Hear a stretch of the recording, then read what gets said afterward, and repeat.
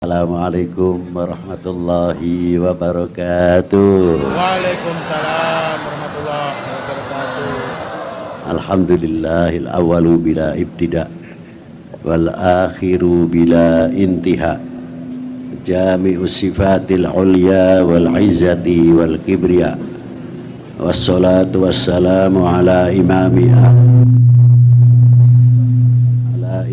ahli sofa'i wal wafa' qutbil anbiya wal awliya sayyidina wa maulana Muhammadin khairid dawa likulli saqamin wada rahmatan wa syifa fi sirri wal jila wa ala alihi wa sahbihi ma damatil ard was sama. Amma ba'du.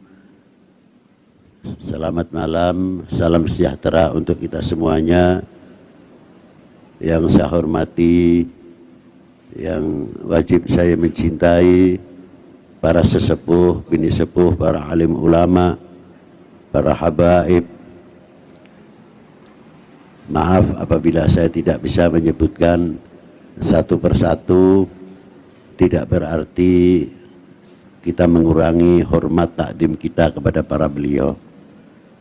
Yang saya hormati bapak-bapak dari Forkominda Kota Bekasi, khususnya Bapak Wali Kota, Bapak Dandim, Bapak Kapolres, bapak-bapak dari instansi pemerintahan, sipil, TNI, Polri yang selalu kita banggakan. Panitia penyelenggara dalam rangka hari jadi Kota Bekasi ke-26. Dan yang saya hormati Pak Dan Ramil, Pak Camat, Pak Kapolsek beserta jajarannya, dan yang saya hormati panitia penyelenggara dalam rangka ulang tahun tersebut, hadirin wal hadirat rahimakumullah. Pada malam hari ini kita kumpul tidak lain hari jadi dalam rangka mensyukuri apa yang telah diperjuangkan oleh para sesepuh bini sepuh kita, para pendahulu, sehingga terwujudlah pemerintahan khususnya di Kota Madya Bekasi. Pasti tidak akan meninggalkan sejarah yang cukup panjang berdirinya Kota Bekasi, yang tidak terlepas banyak kontribusi yang dilakukan oleh para sesepuh, bini sepuh, para pendahulu khususnya. Namun yang namanya syukur itu hanya ucapan yang paling ringan, alhamdulillah. Tapi aplikasinya mensosialisasikan dalam alhamdulillah untuk kehidupan sehari-hari memang sulit. Man lam yashkurin nas lam yashkurillah. Barang siapa tidak mengerti terima kasih kepada manusia, sama halnya tidak mengerti terima kasih kepada Allah Subhanahu wa ta'ala. Contoh yang mudah dikatakan berat, memang berat.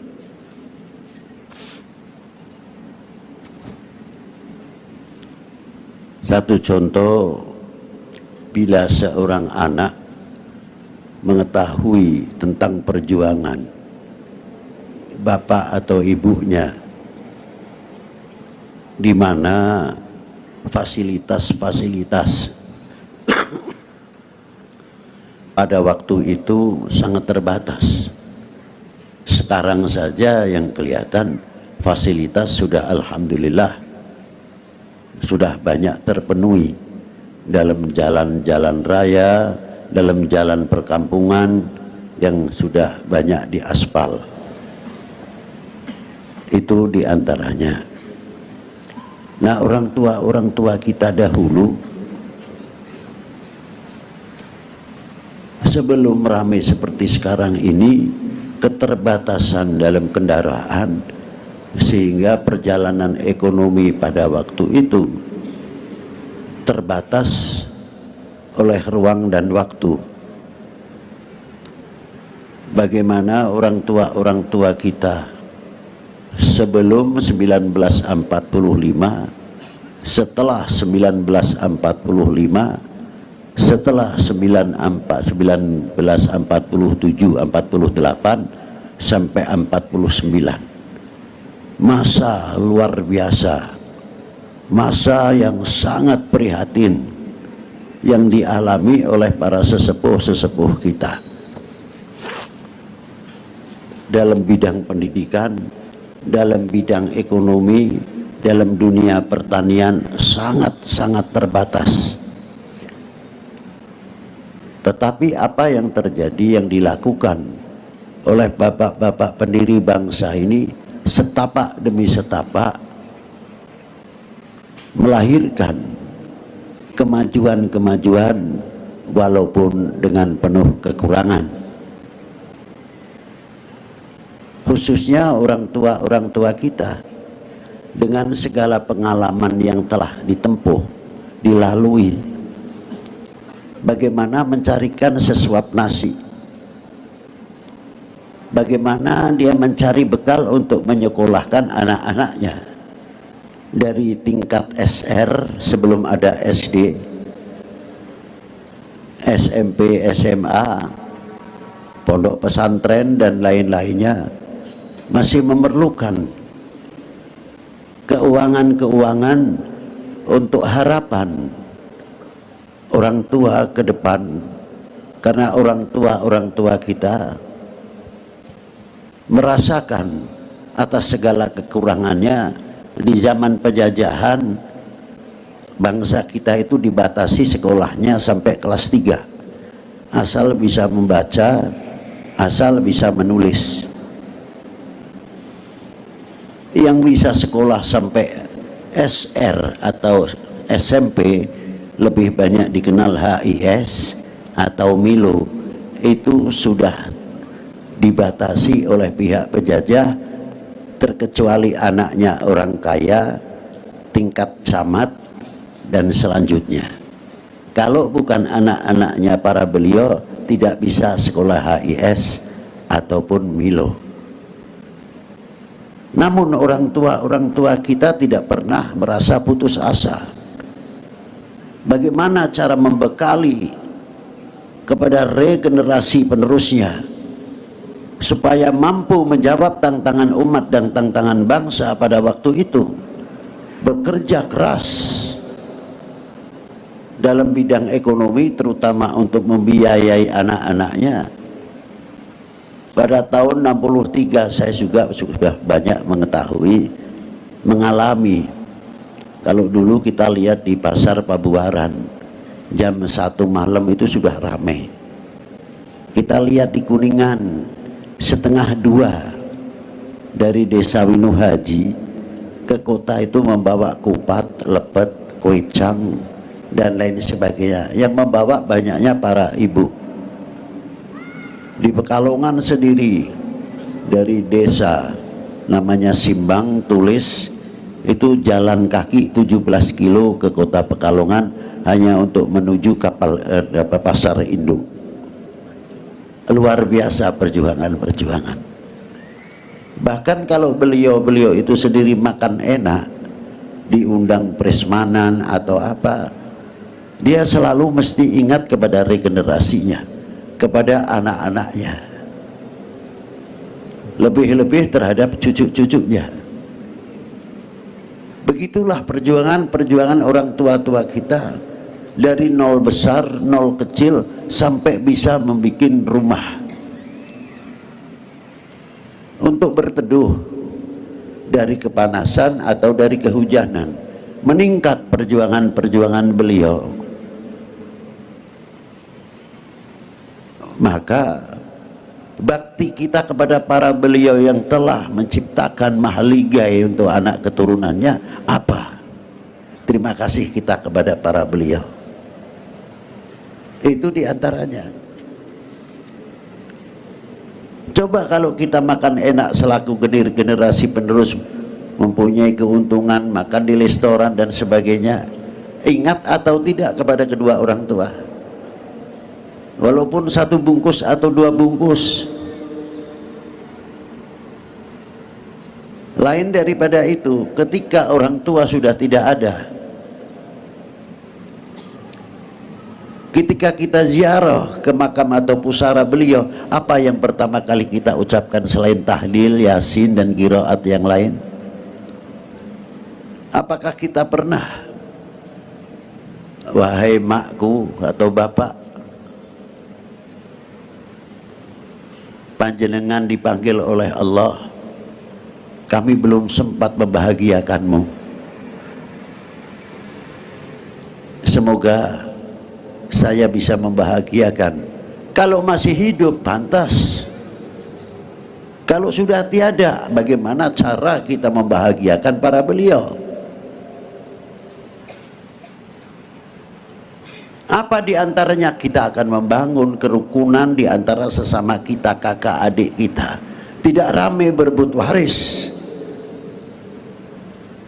tapi yang muncul saling asih asuh sesama keluarga itu sendiri. Bila mana ini kompak antara sesama kita, tidak mungkin pihak ketiga akan masuk hoax yang bikin pecah belah. Karena apa? Kita itu kompak. Itu baru rumah tangga. Dan bagaimana pada waktu itu perjuangan orang tua kita? Apa diantaranya bagaimana cara membangun merasa handarbeni, merasa memiliki kepada republik dan bangsa ini, dengan menggunakan cara filosofi yang sangat dalam. Sebab zaman penjajahan pada waktu itu, bila mana kita pasang merah putih, pasti tinggal pulang nama, insya Allah begitu. Tinggal pulang nama. Karena semuanya pasang bendera penjajah, instansi pemerintahan Hindia Belanda, ini satu lain sendiri pasang merah putih. Tidak lama umurnya. Tapi orang tua kita tidak kalah akal. Bagaimana cara menanamkan merah putih di dalam setiap rumah? Di antaranya apa? Ada sedekah bumi, ada sedekah laut. Memang kalau kita melihat satu sisi yang negatif, ya bisa saja salah. Tapi kita lihat yang positif. Intisarinya sedekah bumi, sedekah laut itu apa? Intisarinya adalah cinta tanah air.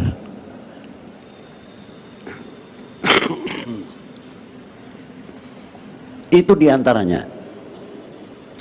Ditutup dengan wayang, ada lagi dengan kepala kerbau dibuang ke laut. Itu penutup belaka. Supaya apa? Supaya penjajah tidak selalu mengawasi kita. Dianggap itu culture, satu budaya. Itu pandainya sesepuh-sesepuh kita. Tapi kalau kita lihat, maaf saja, kita ambil dari laut dulu lah. Laut itu kalau musim kemarau itu berapa juta kubik per detik masuk ke laut. Kalau musim hujan berapa miliar kubik per detik.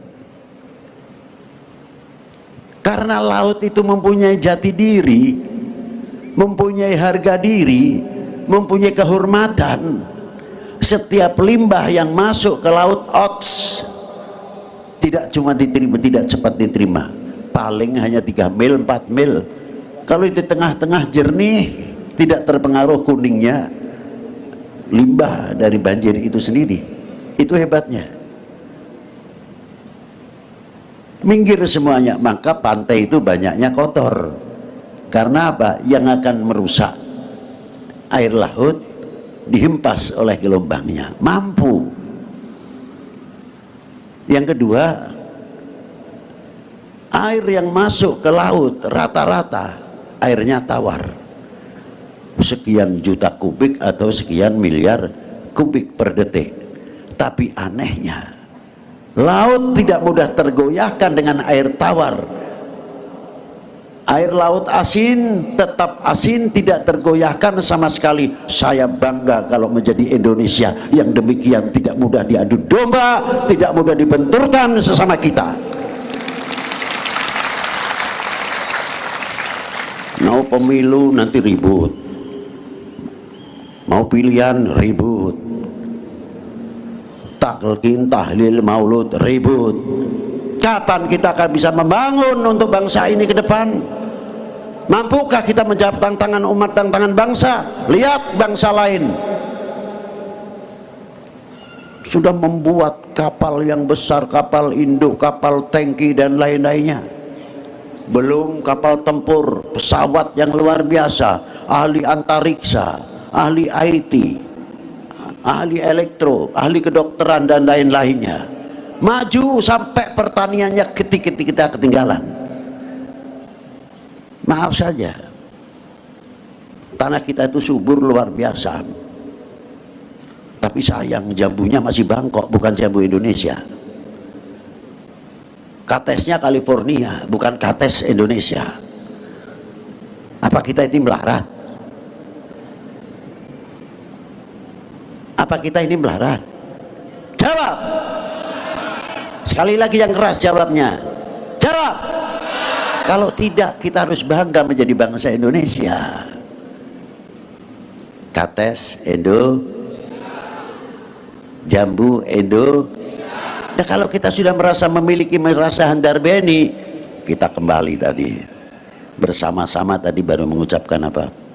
Melakukan apa tadi? Indonesia tanah airku, tanah tumpah. Benar. Benar, betul. Loh, pengakuan tanah airku itu dalam lagu apa dalam apa ini? Hah? Loh, maaf saja saya tanya. Pengakuan ini dalam lagu atau kehidupan untuk kehidupan sehari-hari kita bangga menjadi bangsa Indonesia? Karena di dalam lagu kebangsaan ada ikrar, ada pernyataan Indonesia tanah, bukan tanah airmu. Indonesia tanah.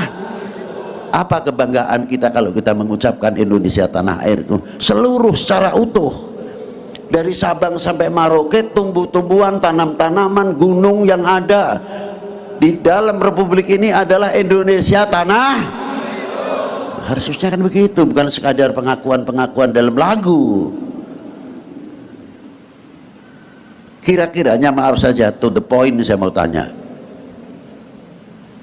senang enggak kalau Indonesia ini pecah belah? Wahai bangsaku yang kubanggakan, relakan negerimu terpecah belah. Buktikan kalau tidak ngomong, tidak paling gampang. Ayo kita galang kesatuan Tuhan, kita bikin pagar-pagar pertahanan nasional, ketahanan nasional, tidak terlepas dengan TNI Polri-nya. Luar biasa kalau bisa. Buktikan, kita berani menyatakan Indonesia tanah airku. Maka pantas kalau malam hari ini hari jadi, peringatan hari jadi Kota Bekasi, kita mengadakan Bekasi berselawat tepat. Kira apa? Karena di dalam sholawat itu sendiri sangat berhubungan di antara sesama kita. Apa di antara isinya? Innallaha wa malaikatahu yusholluna 'alan ya ayyuhalladzina amanu shollu wa sallimu taslima. Ini hebat pernyataan innallaha, hebat. Kalau segi grammar tahu, nahunya luar biasa. Allah Ta'ala berselawat kepada baginda Nabi. Nah, selawatnya Allah Ta'ala kepada Rasulullah berbeda yang diberikan kepada para anbiya terdahulu. Kalau diberikan kepada para anbiya terdahulu rahmatan mutlak, rahmat mutlak. Tapi kalau rahmat yang diberikan oleh Allah Ta'ala kepada baginda Nabi besar Sayyidina Muhammad SAW, rahmatan makrunatan bita'dim, disertai dengan mengangkat dan menghormati, mengagungkan kepada Rasulullah SAW. Apa buktinya? Di antara kandungan isi sholawat itu sendiri, Allah Ta'ala tidak pernah memanggil Rasulullah dengan namanya belaka. Coba cari itu, kalau ada kalimatun nida ya Muhammad atau ya Ahmad, tidak ada.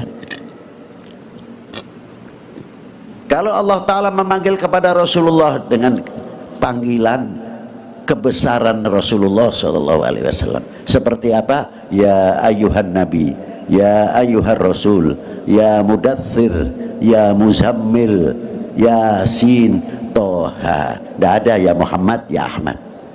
Tapi qaulul khobar ada. Khobar bukan panggilan, seperti Muhammadur Rasulullah walladzina ma'ahu asyidda'u 'alal kuffar ruhama bainahum tarahum ruk'an sujadan yabtaghuna fadlan minallahi wa ridwana. Itu khobar. Ini pendidikan yang luar biasa. Allah Ta'ala berfirman, jangan engkau memanggil kepada kekasihku ini sebagaimana engkau memanggil sesamamu. Allah Ta'ala memulai, la taj'al du'a ar-rasul bainakum kadu'ai ba'dukum ba'da. Ayatnya itu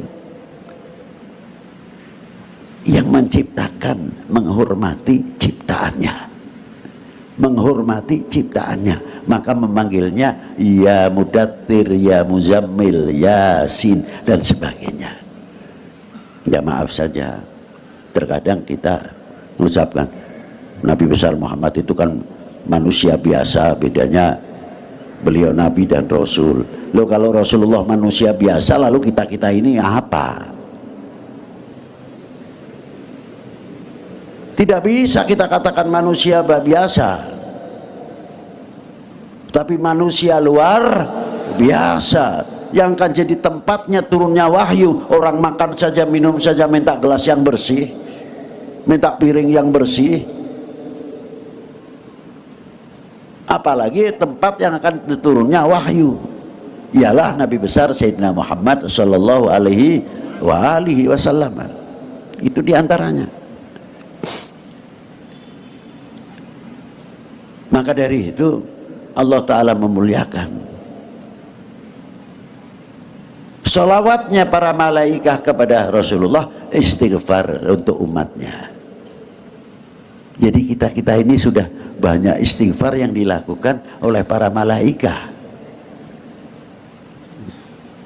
Dan di dalam kalimat sholawat pasti ada wa ala ali Sayyidina Muhammad. Sholawat ini selalu berhubungan setiap hari. Yang pertama, setiap sholat 5 waktu, setiap tahiyat pasti ada assalamualaikum ayuhan nabiyyu wa rahmatullahi wa barakatuh. Langsung antar hubungan umat dengan nabinya. Berapa kali setiap waktu kita hubungan dengan Rasulullah, terlepas daripada sholawat selain di dalam sholat. Nah, kalau kita merasa selalu menyambung kepada Rasulullah, lama-lama juga akan berpikir kalau kita perbuatannya tidak pas, tidak sesuai, tidak terpuji, kita malu karena kita selalu mengucapkan assalamualaikum ayuhan nabiyyu wa rahmatullahi wa barakatuh. Dan di kalimah wa ala ali Sayyidina Muhammad, kalimah wa ala ali bukan makna untuk keluarga saja. Kata Imam Syafi'i, wa ala ali maknanya umat Sayyidina Muhammad sallallahu alaihi wasallam. Jadi kita ini berhubungan setiap hari. Tidak di dalam sholat saja, di luar sholat pun kalau kita membaca sholawat, ya begitu berhubungan. Allahumma sholli ala Sayyidina Muhammad wa ala ali Sayyidina Muhammad. Yang ujung timur, ujung barat, selagi al-mu'minun al-muslimun kita selalu berhubungan Allahumma sholli ala Muhammad wa ala ali Sayyidina Muhammad. Ini hebatnya sholawat. Dan di antara kota satu sama yang lain juga sama berhubungan dengan sholawat itu sendiri. Nah, kalau kita sudah merasa kulluhum ikhwani, semua adalah saudara kita, al-mu'min akhul mu'min, al-muslim akhul muslim,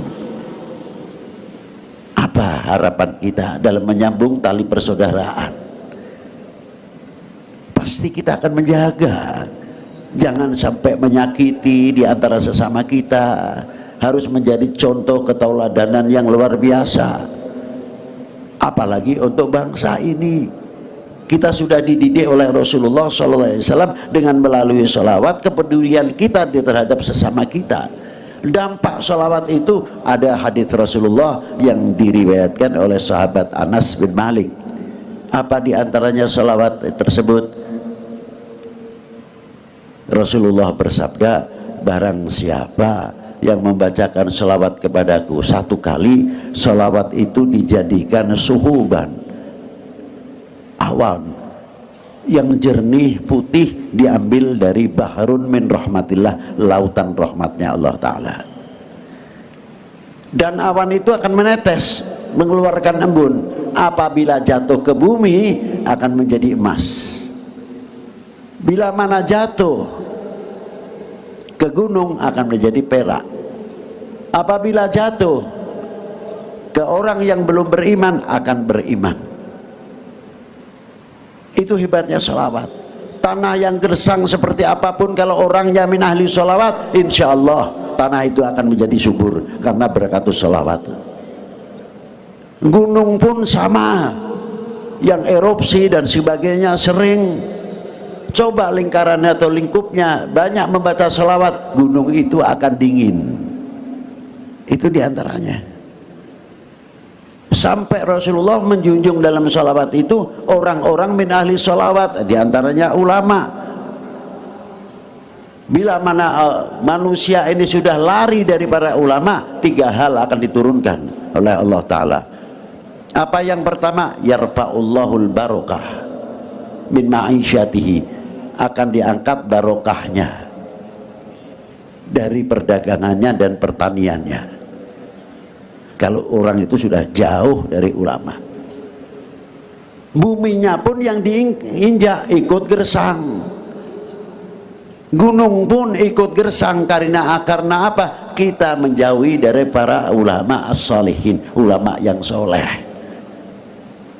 Itu diantaranya. Nah, sholawat Nabi ya lebih apalagi. Maka pentingnya sholawat. Mari kita, apa yang dimaksud emas di bumi ini? Ya diantaranya jatuh kepada kita ini mampu tidak menjadi emas atau perak-perak, pendingin umat, pendingin bangsa ini, bisa menjauhkan dari segala benturan, dari segala provokasi yang akan memecah belah bangsa ini atau umat ini khususnya. Coba kalau kita rukun, kompak dan sebagainya, rahmatnya Allah Ta'ala akan turun. Coba kalau kita selalu pecah belah,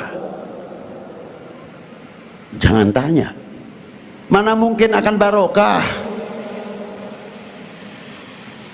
Maka dengan adanya sholawat kepada Rasulullah malam ini, dengan Bekasi bersolawat, kita tumbuhkan kembali sholawat ini di perkampungan-perkampungan, musola-musola, supaya apa? Segera turun emas dari Allah Ta'ala, perak-perak dari Allah Ta'ala, akan menjadi subur dan menjadi kebangkitan ekonomi dan pertanian, sehingga anak-anak soleh, anak-anak kita menjadi hamba Allah yang soleh. Apa sih pentingnya mahabbah? Cinta itu penting sekali. Jangan dikira apa. Kalau kita cinta sesama manusia, cinta sesama umat, tidak mudah akan dibenturkan. Dan orang yang mencintai itu tidak mudah akan membuka aibnya orang yang dicintai. Ada suami istri, Tidak mungkin suami yang betul-betul mencintai istrinya akan membuka aibnya istrinya, tidak mungkin. Atau sebaliknya, kalau istri yang mencintai benar-benar kepada suaminya, tidak mungkin akan membuka aibnya suaminya. Begitu pula kalau kita cinta bangsa dan cinta tanah air, tidak mungkin akan menjelekan bangsa sendiri, karena kita mencintai. Maka benar sabda Nabi SAW, apa? Kadar bobot iman seseorang adalah tergantung cintanya kepada aku. Kalau cintanya kepada aku luar biasa, imannya orang itu akan luar biasa. Tapi kalau imannya melentur, berarti orang itu kecintaannya kepada Rasulullah melentur. Terkadang pengetahuan dengan hadis tersebut bisa dibalik oleh oknum yang sengaja ingin melihat perpecahan umat beragama, khususnya umat Islam, atau senang perpecahan bangsa ini. Artinya dibalik, oh kalau begitu, kalau ingin memecah belah umat beragama khususnya Islam, jauhkan kecintaan umat ini kepada tokoh agamanya dan khususnya tokoh umat Islam. Kalau sudah jauh dengan para ulamanya atas kecintaannya, paling gampang dibenturkan.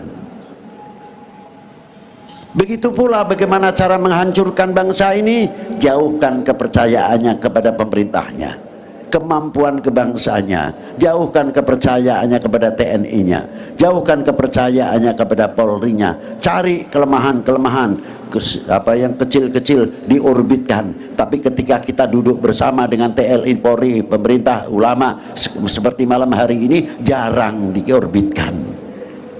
Lucu kan? Tapi ada kesalahan kecil diorbitkan luar biasa. Itu cara ngembosi bagaimana kecintaannya bangsa ini kepada bangsanya, kepada pemerintahnya, kepada TNI Polri-nya.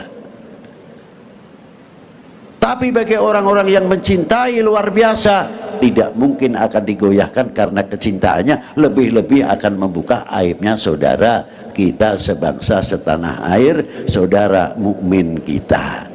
Itulah, coba kita lihat orang mati tapi masih bisa mengajak, masih bisa berdakwah. Saya memberikan contoh yang sedikit saja. Luar Batang, Habib Hussein bin Abi Bakar Al-Idrus. Yang kedua Gunung Jati.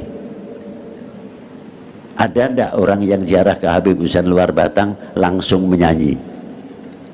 Ada enggak? Enggak ada. Di dalam kuburnya masih berdakwah. Orang datang baca Yasin, orang datang tahlil, orang datang membaca sholawat dan lain sebagainya. Berarti sebab makam Habib Hussein, berarti orang di dalam kubur sudah meninggal sekian puluh tahun atau ratus tahun masih mengajak kita berdakwah, masih kita mengajak bersatu, masih mengajak kita ukhuwah. Ini orang sudah mati. Apalagi di Maulana Syarif Hidayatullah, separuh non muslim, separuh muslim. Yang non muslim dengan segala caranya, keyakinannya, yang kita yang muslim dengan cara kita yang tahlilnya panjang, yang tahlilnya pendek, yang suaranya keras dan lain sebagainya. Heran saya, 454 tahun yang lalu Maulana Syarif Hidayatullah meninggal, masih mampu mempersatukan umat, mempersatukan bangsa. Malu rasanya kepada orang mati. Para beliau masih mempersatukan dalam persaudaraan, cinta bangsa dan cinta tanah air. Mestinya kita banyak bercermin. Oleh-olehnya khol ini apa? Oh, kita baru pengajian di Bekasi dengan apa judulnya tadi? Temanya Bekasi bersolawat. Nah, oleh-oleh kita dari Bekasi bersolawat ini apa? Maknanya solawat ini apa? Ayo kita amalkan. Untuk apa? Merapatkan jajaran, menjadi perekat umat, perekat bangsa, sehingga tidak mudah digoyahkan. Itu harapan kita semuanya. Bila mana ini terjadi, insya Allah cepat untuk mencapai bernegara baldatun thayyibatun wa rabbun Ghafur ini harapan. Semoga menjadi contoh kita semuanya dengan salawat Nabi, dengan cerita tadi apa isinya sedikit saya utarakan dalam lagu kebangsaan Indonesia Raya. Semoga manfaat untuk kita semuanya fidin wa dunya wal akhirah. Saya mengharap ya Allah ya Rabb, orang yang kumpul di malam hari ini dan yang tidak datang, saya minta kepada Allah semoga mendapat syafaatnya Rasulullah Sallallahu Alaihi Wasallam. Persatukanlah hati kami semuanya. Berkahilah umur kita, berkahilah rezeki kita, berkahilah pertanian kita, berkahilah perdagangan kita. Jadikanlah anak-anak kita yang tidak memalukan kepada kedua orang tuanya, tidak memalukan kepada nenek moyangnya, tidak memalukan kepada guru-gurunya, tidak memalukan kepada pendiri bangsa ini. Dan semoga Allah Ta'ala menjauhkan bangsa kita, negeri kita ini dari bentuk segala perpecahan, dari bentuk segala fitnah, dari hoax dan lain sebagainya. Semoga dikuatkan hati kita semuanya di dalam cinta bangsa dan cinta tanah air, cinta kita kepada baginda Nabi SAW, cinta kita kepada ahlul bait Nabi SAW, cinta kita kepada para ulama wal aulia, dan jauhkan dari segala bala yang akan turun dari langit dan yang akan keluar dari bumi ini. Semoga hajatnya apa yang hadir khususnya pada malam hari ini maupun yang tidak, semoga dikabulkan oleh Allah Subhanahu wa Ta'ala, dan anak-anak kita menjadi hamba Allah yang soleh. Wa sallallahu ala sayyidina Muhammadin wa alihi wa sahbihi wa baraka wa sallam, walhamdulillahi rabbil alamin, wal afu minkum, wassalamualaikum warahmatullahi wabarakatuh.